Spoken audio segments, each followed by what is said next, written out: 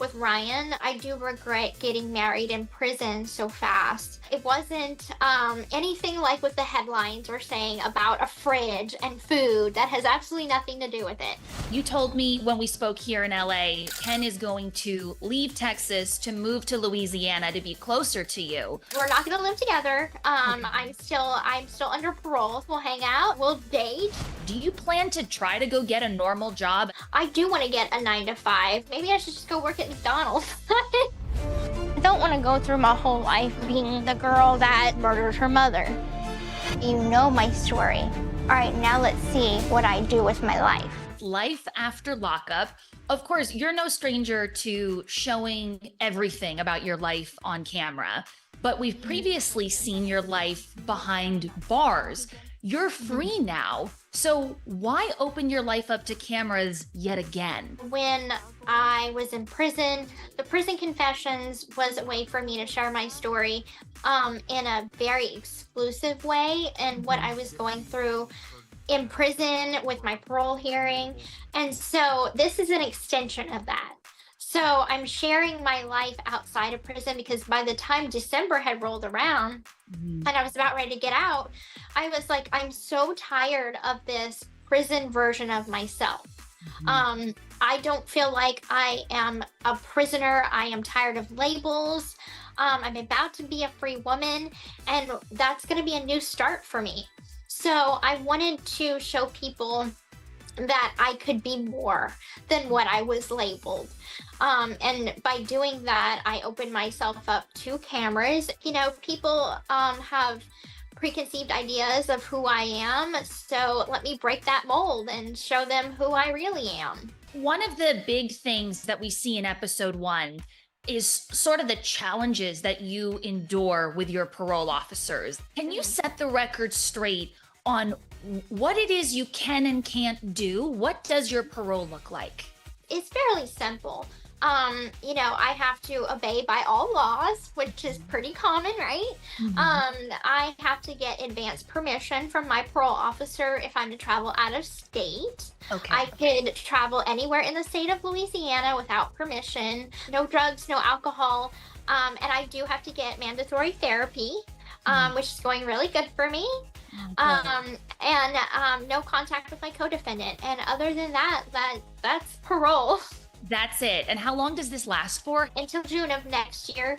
I did the math. You have been out of prison for 153 days. Oh my goodness. What is maybe the one thing you would do differently about getting out of prison and transitioning into the real world? Prioritizing my mental health a little better. Getting into those therapy sessions? I found a therapist as soon as I could have. The urgency of putting myself first, I put that on the back burner. And so I wish I could have done that a little differently. You know, it's so interesting that you say put yourself first, because watching this first episode of Life After Lockup, that's what your family said. They were like, she's 30 years old. She's making 17, 18-year-old person type decisions. Is there a part of you that wishes that you had waited, you know, coming out of prison, maybe trying being single and reacclimating yourself to the world? I mean, absolutely. Like I say, I don't regret the relationship with Ryan, but I do regret getting married in prison so fast. The timing of it. Not the marriage, but the timing. Right, but the timing. And I really feel like it was just something that I had to learn on my own. I had to come out and live with a partner that I had known for 3 years. As you know, we went through ups and downs in our relationships, but actually living with someone is so much different. Yeah. And people kept telling me that, and I'm just kind of like, nah. But you know, now in hindsight, I'm like, I understand where they were coming from. Was it something that you realized while you were living together that made you think, like, light bulb moment, I've got to end this? You know, it wasn't one specific thing. And you're going to see that on the show. Viewers are going to see that on the show, that it wasn't anything like what the headlines were saying about a fridge and food. That has absolutely nothing to do with it. Okay. That was so overblown. It was a bunch of things that all compiled together that I came to that decision. Whenever there's a good friendship there, you always kind of hope for the best, and you think that maybe it'll work in the long term, but then you're kind of like, oh, we're just too different.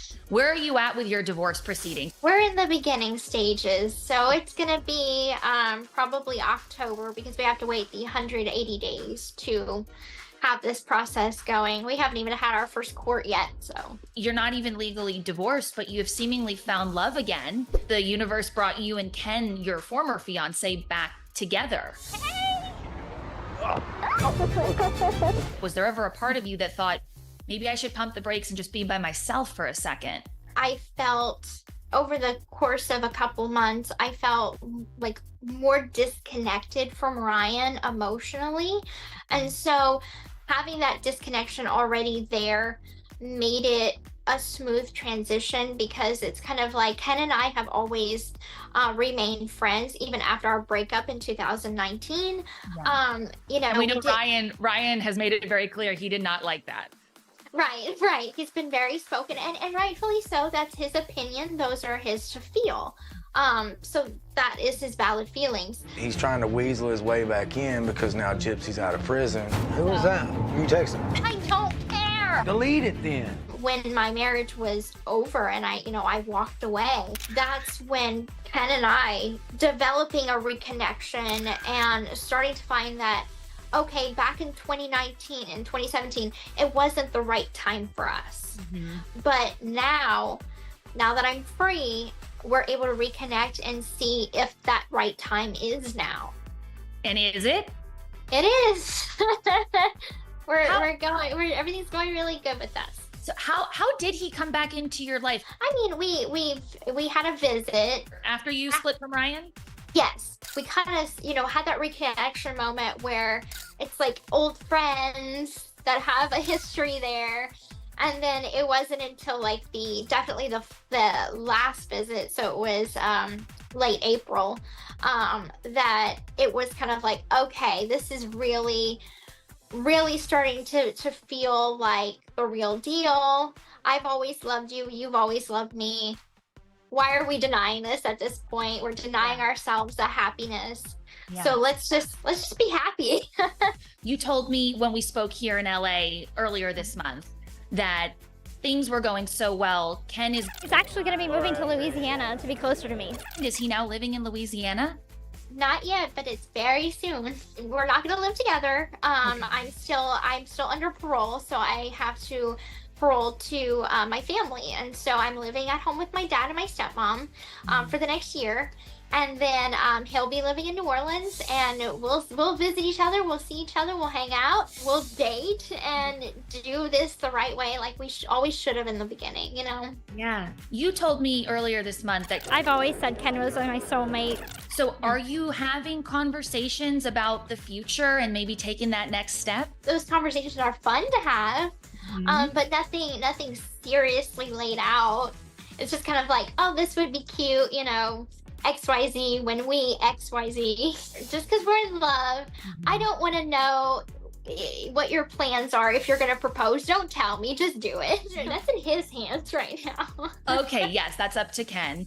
We are going to see him on Life After Lockup. We see that moment in the trailer where you give him like a big bear hug and wrap your legs around him. What was it like sharing the screen with him and opening up both of your worlds together?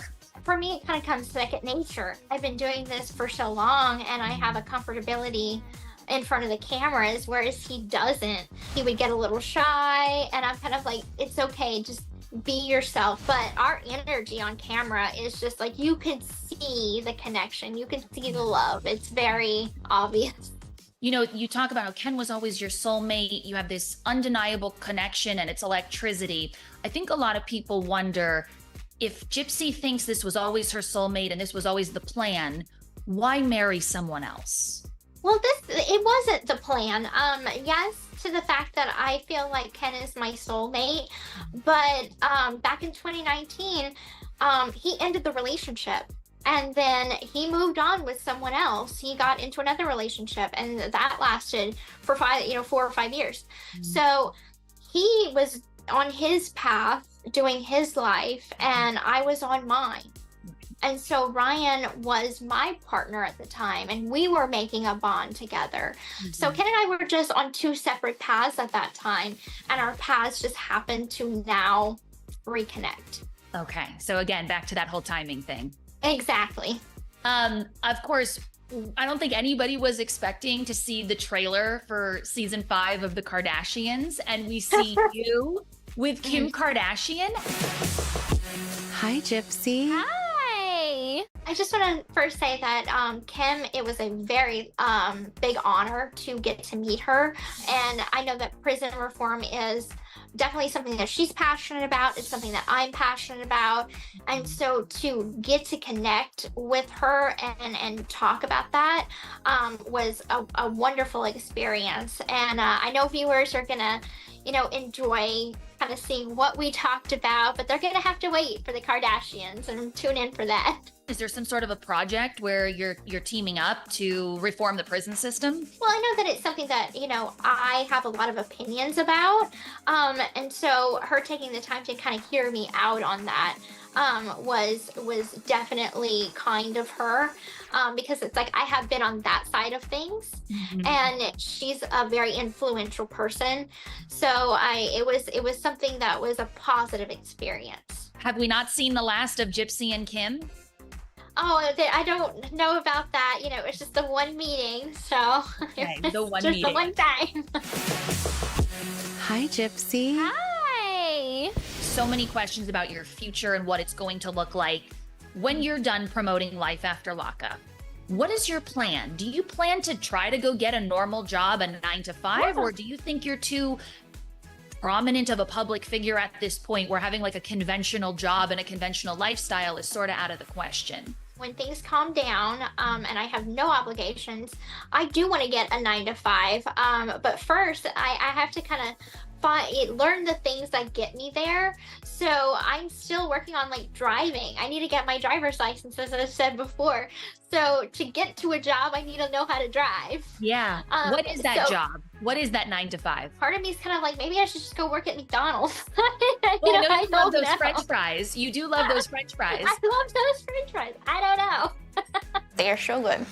Is there But a I do like retail too. So maybe something in the mall, like makeup, like Sephora or something, because I love makeup.